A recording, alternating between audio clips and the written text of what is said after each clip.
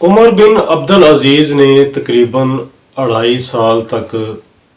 خلافت کی۔ اس کی خلافت کے دوران بنو امیہ خاندان جو تھا وہ بہت مظالم ڈھا رہا تھا، اور ان کے متعلق بہت سی شکایات عمر بن عبد العزیز تک پہنچ رہی تھیں کہ یہ ناجائز تنگ کرتے ہیں، ناحق قبضہ کرتے ہیں اور رشوت لیتے ہیں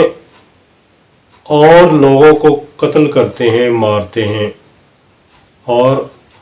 حکمرانی کا زوم ڈال کر، رعب ڈال کر لوگوں کی جائیدادیں ہڑپ کر لیتے ہیں۔ تو عمر بن عبد العزیز نے ان کو سبق سکھانے کے لیے ان کو ایک دن دعوت پر مدعو کیا، اپنے سارے خاندان اور اپنے بنو امیہ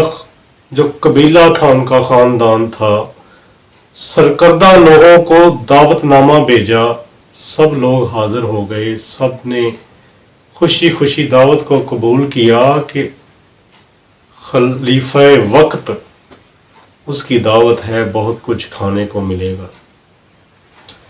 اور ادھر عمر بن عبد العزیز نے اپنے خادموں کو، اپنے نوکروں کو یہ آرڈر کیا تھا کہ جب تک میں نہ کہوں آپ نے ان کو کھانا نہیں پیش کرنا۔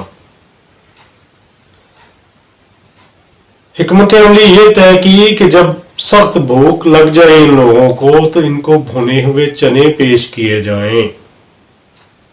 جب وہ لوگ بیٹھے بات چیت کرنے لگے، گفتگو میں محو ہو گئے، کافی وقت گزر گیا، ان کو بھوک محسوس ہونے لگی، تو جو عمر بن عبد العزیز کے جو نوکر چاکر تھے انہوں نے بھنے ہوئے چنے پیش کر دیے۔ وہ ساتھ گفتگو کر رہے تھے اور ساتھ ایک ایک دانہ کر کے وہ کھا رہے تھے۔ ایک ایک دانہ کرتے کرتے کرتے کرتے کافی وقت گزر گیا اور وہ ان کی جو بھوک تھی وہ مٹ گئی ان بھنے ہوئے چنوں کو کھانے سے۔ گفتگو کرتے ہوئے انہیں پتہ ہی نہ چلا کہ وہ ایک ایک دانہ کر کے وہ سیر ہو کے وہ چنے کھا چکے تھے، ان کی بھوک ختم ہو چکی تھی۔ اس سب کے بعد لذیذ کھانے پیش کیے گئے، ایسے کھانے پیش کیے گئے جن کی خوشبو بھوک کو بڑھاتی ہے، منہ سے جو لعاب ہے وہ ٹپک پڑتی ہے، لیکن جو حاضرین تھے، جو اس ضیافت میں مدعو لوگ تھے، ان کی بھوک تو مٹ چکی تھی۔ انہوں نے شکوہ کیا کہ یہ کیا مذاق ہے ہمارے ساتھ، اب تو ہمیں بھوک ہی نہیں رہی، تو اب یہ لذیذ کھانے کیوں پیش کیے ہیں؟ تو اس بات پر عمر بن عبد العزیز بول پڑے اور کہا کہ دیکھیں، جب آپ بنے ہوئے چنے کھا کر گزارا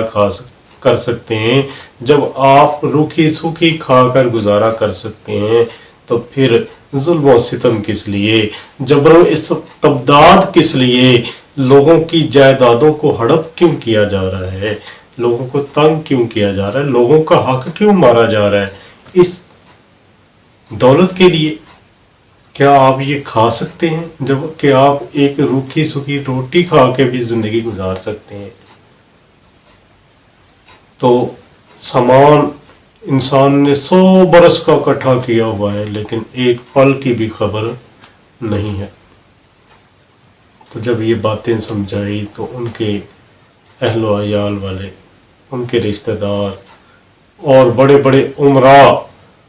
عمائدین وہ عمر بن عبد العزیز کی باتوں سے نصیحت لینے کی بجائے ان کے خلاف ہو گئے اور ان کو